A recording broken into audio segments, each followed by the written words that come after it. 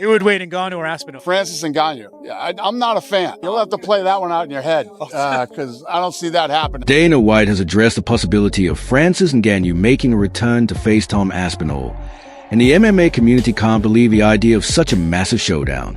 Speculation is growing that Ngannou could be tempted back to the UFC for a huge clash with Aspinall. However, Dana clarified that while the matchup would be historic, there are significant hurdles standing in the way.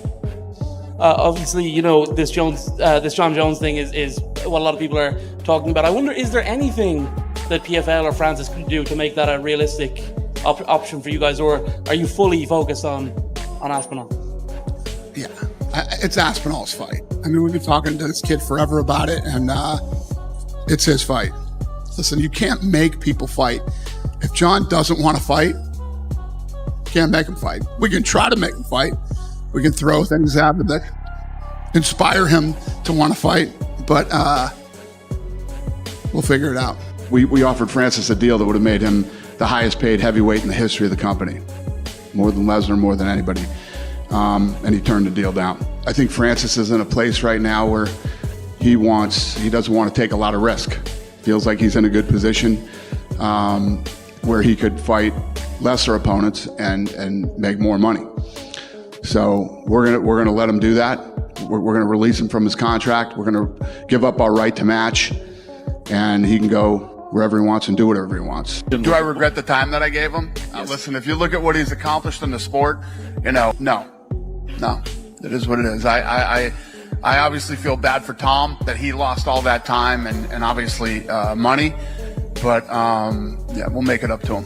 Tom Aspinall's a good guy. He's been incredible through this whole process that we've gone through. He's been willing to do anything, fight him anywhere at any time and do this, and now he's like, I'll fight anybody. You tell me who and I'll fight him. So Aspinall's been great. He's going to be a great heavyweight champion for us, and I'm excited to work with him. Still, fans can't stop buzzing about it.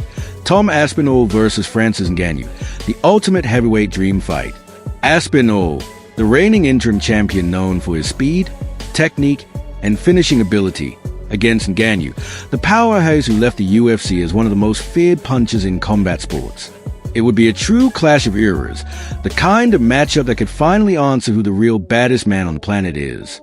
I have a lot of respect for Francis, and I really appreciate his story, but it's hard to debate right now. Like, the guy he's fighting, he's not elite, do you know what I mean? And the guys he'll be fighting in the future aren't elite, and it's as simple as that. Like, these aren't the best guys in the world. Like, the guy he's fighting fought a friend of mine and a training partner of mine, Ante Delia, last year, and Ante just destroyed him within a minute or two. Took him down, ground and pounded him and stopped him within the first minute, and now this guy's fighting Francis Ngannou. So the guy isn't elite, his opponent. Yeah, he's big, yeah, he's powerful, yeah, he could knock you out, but he's not an elite heavyweight. I'm not disrespecting him, that's just the honest opinion. Yeah. The elite guys are not in PFL. The elite guys are in the UFC. So, like I said, I've got a lot of respect for Francis and his story and what he's done in the sport. But it's difficult to say that he's the best heavyweight in the world when he isn't fighting elite guys right now. I'm imposing an International Fight Week deadline.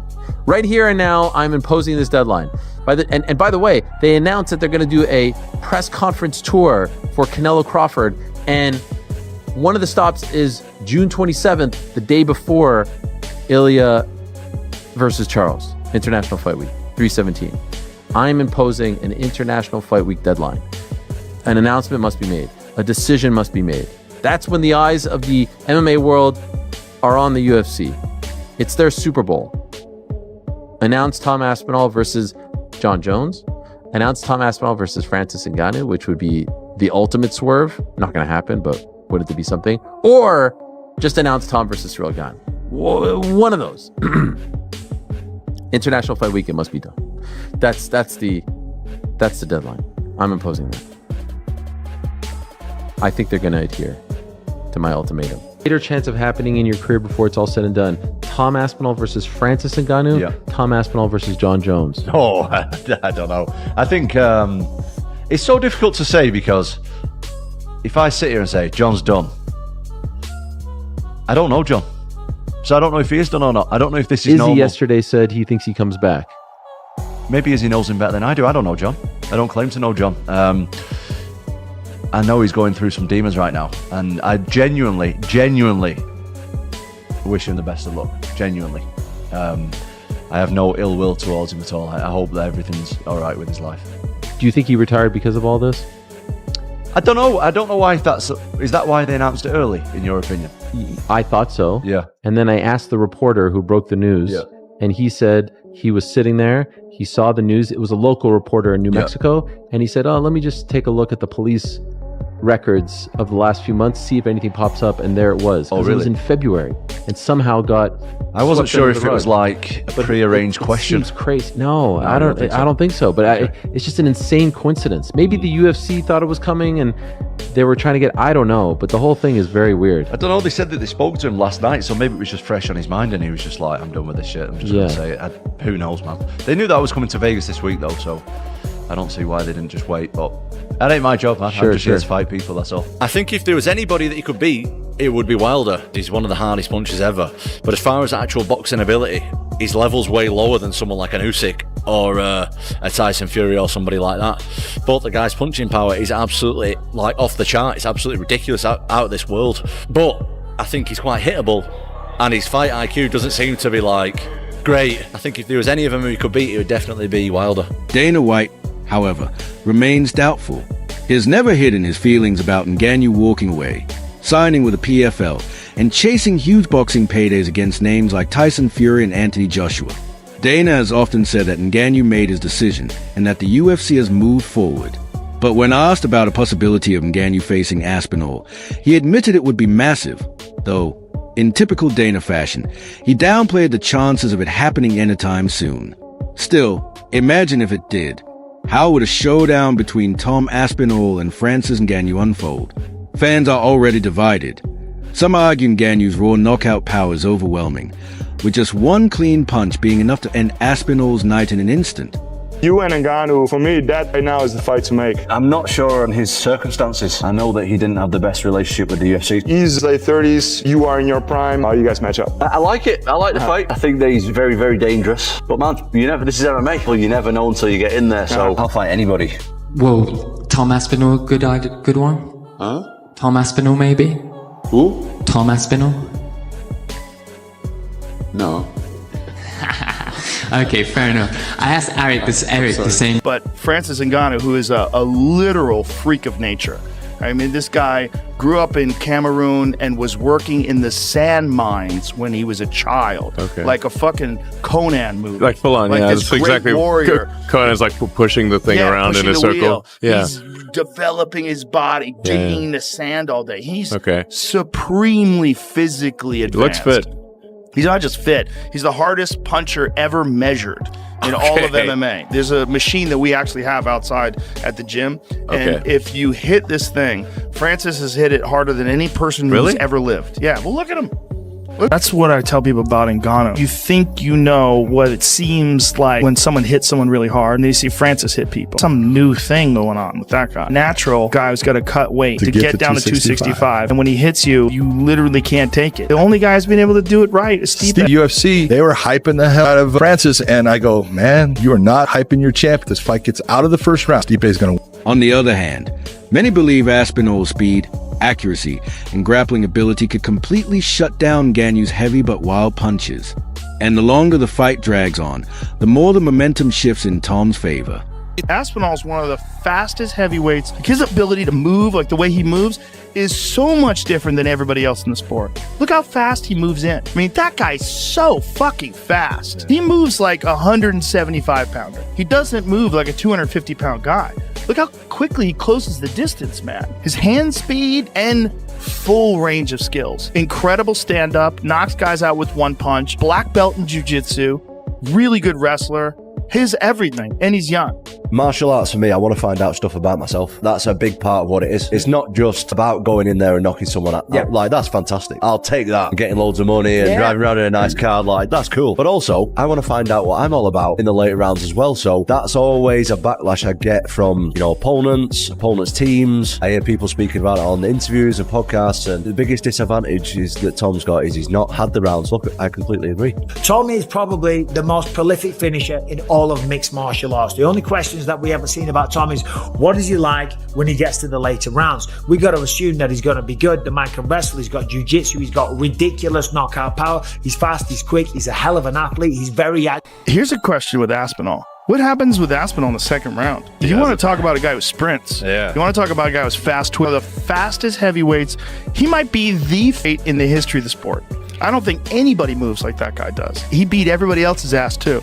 All the other heavyweights, ragdoll dudes way bigger than him. He's just a freak, and he is again the next the next advancement of the evolution of the sport. How so? Well, because he can do everything. That guy's got elite jiu-jitsu. He's got elite takedowns. His striking is outstanding. I mean, he knocked out Sergey, who's the scariest striker in all of MMA, and he knocked him out in the first round. And the way he did it was just picture perfect. Like, I've seen a lot of heavyweight, even Francis, who's like the greatest, scariest power striker I've ever seen in the heavyweight division. No one's scarier than Francis. Francis does not move like Tom Aspinall. Tom Aspinall is significantly faster than every other heavyweight. That's a real problem. At a 250 plus pound frame, his movement's extraordinary. And that's something you have to deal with. Like, that is a crazy ability. Like, his ability to move, like the way he moves, is so much different than everybody else in the sport. He moves like a 175 pounder. He doesn't move like a 250 pound guy. Look how quickly he closes the distance, man. His hand speed and full range of skills. Incredible stand-up, knocks guys out with one punch, black belt in jiu-jitsu, really good wrestler, his everything, and he's young. So what's your prediction if it happens? It's hard to bet against Jon. It's hard to bet against Jon, but Jon's not a real heavyweight. Yeah. Jon could make light heavyweight, 100%. He weighs 230 right now, maybe a little less than 230. There's no doubt in my mind that if Jon just changed his diet and went back, he hasn't put that much mass. It's a classic debate of raw power versus technical skill. Adding to the mix, Ngannou has been competing in boxing, which makes the discussion even more complex. Did his time away from MMA sharpen his striking, or has it left him rusty and vulnerable against Aspinall's well-rounded game? Fans are already picturing wild outcomes, Ngannou delivering a brutal first-round knockout, or Aspinall slipping under a punch, taking the fight to the ground and finishing with submission. But while all this fantasy talk continues, the heavyweight division is still unsettled. Aspinall's official next opponent is Ciryl Gane, with a fight set for Abu Dhabi in October. Yet Aspinall himself has expressed frustration, saying Gane doesn't deserve the interim title shot after avoiding him before. Many feel UFC politics are driving this matchup out of convenience rather than merit.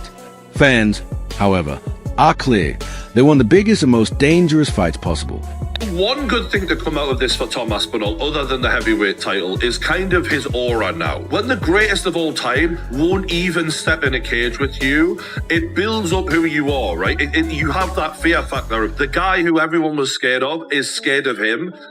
How fucking good is Tom Aspinall? Very good is the answer. And it's funny because in all of the posturing that Jon did, in the tweeting and the interviews, and I don't care, I don't want to fight him, he doesn't do anything for all of that coping that we witnessed, where he was trying to say everything he could to make himself feel better about not wanting to fight this guy, and telling us all how unbothered he was in fighting Tom Aspinall, showed exactly how bothered he was. Because Jon Jones, like, you know, even though he thinks he's smart, he's a child, right? And he doesn't realize in all of that coping, we can read him like a fucking book. And all he's done is kind of promoted Tom Aspinall for an entire year. The silent assassin of the heavyweight division. Okay, well then why didn't he fight him? If Jon's not scared, and we believe that, and it wasn't about money, then how do we interpret the refusal of doing it? I think he's awesome, man. I think he's awesome. I think he should go on and have a wonderful career. Do you think that he needs you?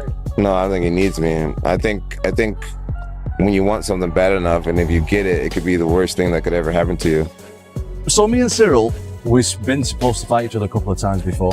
Similar age as well. You kind of both come through, right? Well, he's a tiny bit older than you, isn't he? I think he's a little bit older, and he has a couple more, or at least he started his career in the UFC a little bit earlier than I did. I was trying to fight him because he was like kind of just a little bit above me all the time. Fight never materialised. He turned me down a couple of times, to be honest. Did you have any idea what you were doing next and when you'll be back in the octagon? I do. but I also want to keep my job. So there's not much I can say on it, to be honest. But Will you fight this year? I'm going to be fighting hopefully twice this year. That's my plan. Oh, wow. At least I think I've wasted enough time. We're looking for a quick. We're looking to get a fight booked quick, and it's looking like it's going to be pretty soon anyway. And then hopefully, if everything goes well in the first one, I'm uninjured, which is, it's easier said than done. Getting through a fight. The heavyweight division's not exactly on fire at the moment from a name point of view. I think the talent's there, but if you look 5+ years ago, just the name value in the top 15 was incredible. We're talking guys like Fabricio Verdun, Cain Velasquez, JDS, Mark Hunt, Alistair Overeem, Brock Lesnar, etc., etc. Like the list of Stipe, the list goes on and on and on. Mm-hmm. Like you look through the top 15 and you're just like, wow, that is incredible. Whereas now even me who's a heavyweight, I look through the top 15 and I'm like, I'm not really seeing him fight before, do you know what I mean? So Francis Ngannou's name continues to circle back into the discussion. And then, of course, there's Jon Jones, the shadow hanging over everything. Dana White has openly admitted that he doesn't fully trust Jones to headline the UFC's rumored White House event, given his track record of inconsistency. Still, fans can't stop asking the obvious question, why not Jon Jones versus Tom Aspinall? So they've announced this White House UFC fight. Can we expect to see you on the card? I can't promise anyone anything, but I have very strong feeling that I'll be on that card. It's going to be historic. So who would you take on? Who would be your dream opponent? I would want to take on whoever's holding the belt at the end of the year. Any possible names you think? Well, as of right now, the champion is Tom Aspinall, but we'll see who's the champion at the end of the year. The only thing to have an American guy fight for the championship that night, I'd be willing to put it all on the line. Nice. And that's a good thing because we're going to put on the best card we've ever done for that White House event. You know what I mean? It's going to be it's a one-of-one experience. Like when we did the Sphere, it's the Sphere on steroids. I mean, it's going to be a one-of-one event. There'll be nothing like it ever again. There's one guy who could mimic a Jon Jones on the feet. It's Rieker Verhoeven. He's going to wipe the floor. He's going to wipe the floor with Jon Jones. You believe Jon Jones 100%. Doesn't have a chance versus Tom Aspinall. Mark my words. Tom Aspinall is a freaking monster. I love it. On his feet and on the ground. So, and I truly believe that Jon Jones has never faced somebody that is that good on his feet. On the ground, he's faced some guys that are pretty good. But on his feet, I think Tom is, he would even do good in the kickboxing ring. He would be a top competitor to fight me as well. The fact that the illustrious career of Jon Jones, the supposed greatest of all time, ends at a post-fight press conference in Baku, Azerbaijan, is a joke. Is an absolute joke. I'm sorry, but this is an absolute joke. Tom Aspinall is going to Las Vegas. At the very least, present him the title. At the very least, do something to make it up for this guy who has been sitting there watching his career just waste away for the past 7 months. Oh, by the way, his last fight was almost a year ago, 11 months. Do something. This is the way it happens. This is the way it happens. Something that could have happened at the post-fight press conference in New York. Jon Jones never wanted to take this fight. And anyone who tells you otherwise is not telling you the truth. As I've said time and again, Jon Jones asked for a lot of money. He asked for the number that everyone was talking about. He's asked for a lot of money, and as I said time and again, he deserved that money. He earned that money. After much negotiation, the UFC got him that money. Did they ask for help? That remains to be seen, but they got him the number. And Jon Jones said he was in. And then a couple of days later, he said he was out. And ever since then, the UFC has been trying to convince him to come back, to take the fight, one last fight. And he said no. Dana White guaranteed this fight would happen. He guaranteed it would happen as recently as a couple of weeks ago. It was already not a thing. The way in which this has been handled has not been great. And the fact that Tom Aspinall, at the very least, couldn't get some sort of oh, here's the belt, here's the ceremony, here's your fight, here's your date, is shameful. Why not Jones versus Ngannou? These are the matchups fans have been begging to see, yet politics, injuries, and egos keep standing in the way. The perception around Jon Jones is that he's been steering clear of Tom Aspinall. Many believe he handpicked Ciryl Gane, grabbed the belt, and then stayed inactive, avoiding the most dangerous challenge in the division.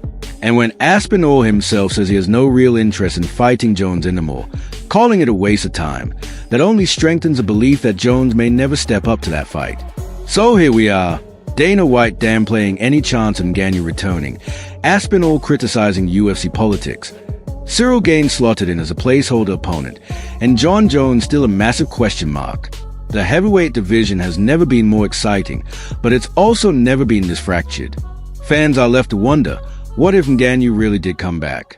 What if Tom Aspinall faced Francis Ngannou inside the UFC cage? Could Aspinall's speed and precision finally expose the myth of Ngannou's power? Or would Francis once again prove that his knockout punch is still the most devastating weapon in combat sports? No matter what Dana White says today, that shadow will remain until Aspinall meets Ngannou, or until Jon Jones finally takes the ultimate test. The heavyweight division will always feel like it is unfinished business at the very top.